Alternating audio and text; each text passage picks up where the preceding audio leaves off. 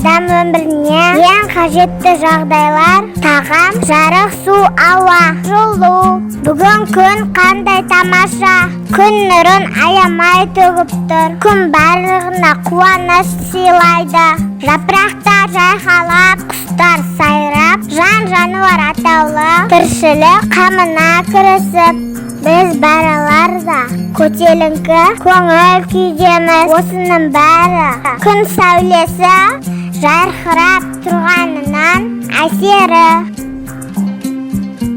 Ақ сағындығым асылды, ішінен жібек сасылды.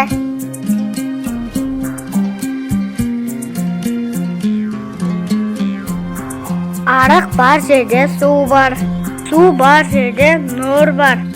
Сусыз тіршілік жоқ. Суды ішеміз, сумен моншада шомыламыз. Кірлеген киімізді суда жуамыз. Сиыр 1 литр сүт беру үшін 5 литр су ішу керек. Салқын суға қарағанда ыстық суға жылдам мұз қатады. Алайда әлем ғалымдары бұл құбылыстың себебін әлі күнге дейін анықтай алмаған. Қайнаған қара суда қасиет бар.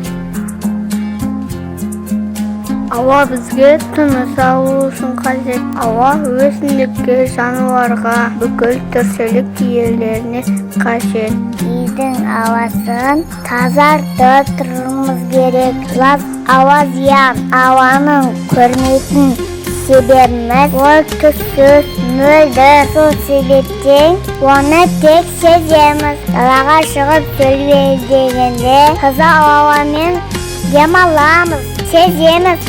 Ауаны ластайтындар шаң, тозаң, көлік, өрт, пештер, зауыттар. Табиғатымызды ластамайық, достар.